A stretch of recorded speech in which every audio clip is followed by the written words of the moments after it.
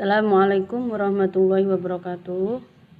Selamat pagi, selamat berjumpa kembali dalam pembelajaran Al-Quran Hadis di kelas 7A2. Sebelumnya kita awali dulu pembelajaran kita pagi ini dengan membaca basmalah bersama-sama. Bismillahirrahmanirrahim. Semoga Allah senantiasa memberi perlindungan dan kesehatan kepada kita semua. Amin ya rabbal alamin. Baiklah anak-anakku sekalian, untuk pembelajaran kita pagi hari ini melanjutkan materi kemarin ya. Kalau kemarin kita sudah membahas pengertian Al-Quran dan hadis serta kedudukannya, sekarang kita lanjutkan di fungsi Al-Quran dan hadis ya. Langsung saja anak-anak, kalian lihat di slide atau layar yang sudah ibu tampilkan. Apa fungsi Al-Quran dan hadis? Yang pertama kita bahas adalah fungsi Al-Quran. Kalian perhatikan. Al-Quran sebagai sumber hukum Islam yang pertama dan utama dalam agama Islam memiliki banyak fungsi bagi kehidupan manusia yang mencakup hubungan manusia dengan manusia, manusia dengan alam, dan juga dengan penciptanya yaitu Allah Subhanahu wa Ta'ala. Maka jika dijabarkan secara umum, fungsi Al-Quran dalam Islam antara lain yang pertama sebagai sumber hukum Islam yang pertama dan utama. Artinya mayoritas kaum muslimin menyepakati adanya 4 macam dalil atau sumber hukum dalam agama Islam sekaligus prioritas urutannya, yaitu Al-Quran, hadis atau sunnah, ijma, dan qiyas. Bagaimana maksudnya? Maksudnya adalah jika dihadapkan pada suatu kasus yang memerlukan ketetapan hukum, maka yang dilihat pertama kali adalah Al-Quran. Jika di dalam Al-Quran ditemukan, maka hukum tersebut yang harus dilaksanakan. Jika tidak ditemukan, maka dicari di dalam hadis. Jika dalam hadis ditemukan, maka hukum tersebut juga dilaksanakan. Jika dalam hadis juga tidak ditemukan, maka dilihat apakah terdapat ijma atau kesepakatan para ulama mengenai hukum tersebut. Begitu seterusnya sampai pada qiyas, yaitu ijtihad para ulama sebagai upaya mengeluarkan hukum yang memenuhi syarat-syarat tertentu ya. Yes. Kemudian yang kedua adalah fungsi Al-Quran sebagai konfirmasi dan informasi terhadap hal-hal yang tidak dapat diketahui atau dijangkau oleh akal manusia. Misalnya tentang adanya hari kiamat, alam akhirat, alam kubur, dan malaikat. Semua itu adalah merupakan hal-hal yang bersifat gaib ya. Nah, itu dijelaskan di dalam Al-Quran. Yang ketiga, sebagai petunjuk hidup manusia ke jalan yang lurus tentang berbagai hal. Apa maksudnya? Maksudnya adalah Al-Quran mengandung petunjuk hidup bagi kehidupan manusia untuk diterapkan dalam segala aspek kehidupan agar sesuai dengan jalan yang disyariatkan oleh Allah Subhanahu wa Ta'ala, sehingga menjadikan manusia selamat dunia dan akhirat. Nah, fungsi yang keempat, anak-anak perhatikan di layar ya, adalah Al-Quran berfungsi sebagai pengontrol dan pengoreksi terhadap ajaran-ajaran masa lalu, yaitu kitab Injil, Zabur, dan Taurat. Artinya Al-Quran merupakan kitab terakhir yang diturunkan oleh Allah untuk menyempurnakan isi kitab-kitab sebelumnya, yaitu Taurat, Zabur, dan Injil, sekaligus menghapusnya dan sebagai hakim atau standar untuk menentukan benar tidaknya ayat-ayat yang diturunkan dalam kitab-kitab sebelumnya, sehingga tidak ada kitab-kitab sebelum Al-Quran yang masih berlaku setelah Al-Quran diturunkan. Oke, kemudian fungsi Al-Quran bagi kehidupan manusia apa saja? Nah, kalian lihat di slide-nya ya. Ini petunjukkan. Jadi Al-Quran juga berfungsi bagi kehidupan manusia. Nah, tujuan Allah menciptakan manusia di muka bumi adalah untuk menjadi khalifah atau pemimpin. Nah, supaya manusia dapat melaksanakan misi tersebut dengan baik, Allah menurunkan Al-Quran sebagai pedoman. Nah, apa saja fungsi Al-Quran bagi kehidupan?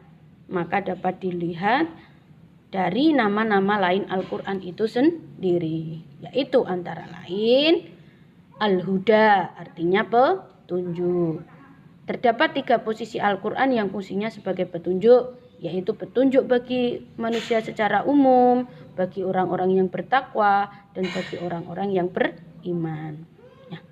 Untuk hal ini dapat kalian perhatikan di firman Allah, Quran Surat Al-Baqarah ayat 2 dan Quran Surat Al-Baqarah ayat 185.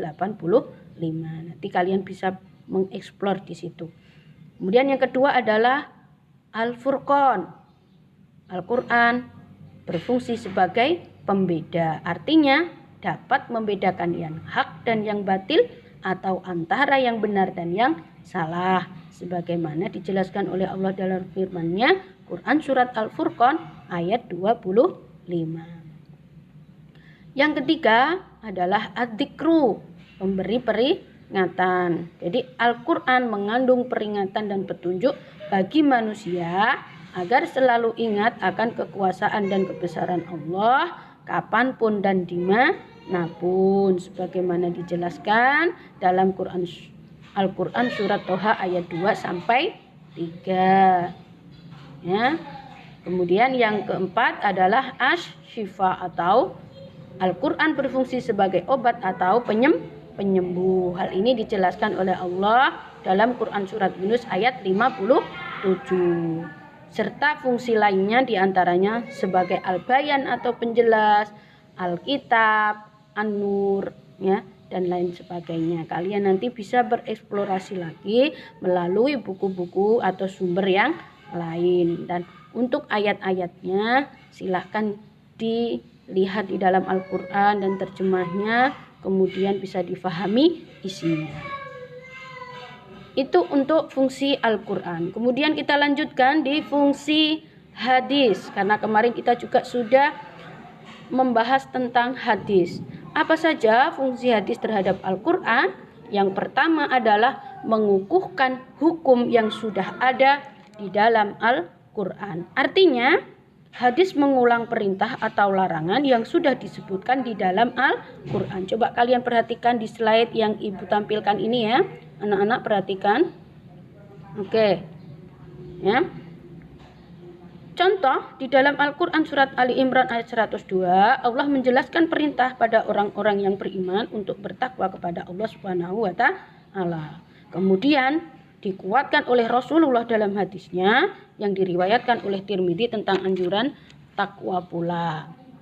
Kemudian fungsi hadis terhadap Al-Quran yang kedua diperhatikan, itu di peta konsepnya, yaitu merinci ayat Al-Quran yang masih bersifat mujmal. Artinya adalah global atau umum. Apa maksudnya? Bahwa di dalam Al-Quran terdapat perintah sholat, contohnya ya. Namun tidak menjelaskan bagaimana tata cara sholat. Maka Rasulullah dalam hadisnya menjelaskan dan mencontohkan secara langsung bagaimana tata cara sholat. Sebagaimana dalam hadis beliau yang berbunyi, "Shollu kama ra'aitumuni usolli." Yang artinya sholatlah kalian sebagaimana kalian lihat aku dalam, yaitu Rasulullah melaksanakan sholat. Hadis riwayat Bukhari. Ya. Jadi di dalam Al-Quran itu masih banyak terdapat ayat-ayat yang bersifat global atau umum, butuh dirinci atau dijelaskan secara terperinci. Nah itu tadi contohnya. Kemudian yang ketiga adalah fungsi hadis terhadap Al-Quran, menetapkan hukum yang belum terdapat di dalam Al-Quran. Kalian lihat itu. Contohnya, hukum tentang keharaman binatang buas yang tidak dijelaskan di dalam Al-Quran, tetapi Rasulullah memberi penjelasan tentang hal tersebut. Kemudian yang terakhir, fungsi yang terakhir yaitu membatasi keumuman ayat Al-Quran. Artinya, banyak perintah dalam Al-Quran yang mengisyaratkan berlaku secara umum untuk seluruh manusia. Rasulullah mengkhususkan dan mengecualikannya. Jadi ada pengecualian atau pembatasan. Ya. Contoh, di dalam Al-Quran terdapat perintah melaksanakan sholat Jumat. Tetapi tidak dibatasi siapa yang diwajibkan untuk melaksanakan. Maka Rasulullah memberi batasan sebagaimana hadis yang diriwayatkan oleh Abu Dawud bahwa sholat Jumat tidak wajib dilaksanakan bagi hamba sahaya, perempuan, anak kecil, dan orang yang sakit. Demikian anak-anak penjelasan dari Ibu tentang fungsi Al-Quran dan fungsi hadis. Kalian bisa bereksplorasi lagi dalam buku ini ya. Nanti kalian buka sendiri ya, atau melalui sumber dari sumber-sumber informasi yang lain, bisa mencari di internet untuk menambah kefahaman kalian ya. Saya kira cukup apa yang Ibu sampaikan. Kita tutup dengan bacaan hamdalah, alhamdulillahirabbil alamin. Untuk tugas, silahkan kalian lihat di halaman 19 ya.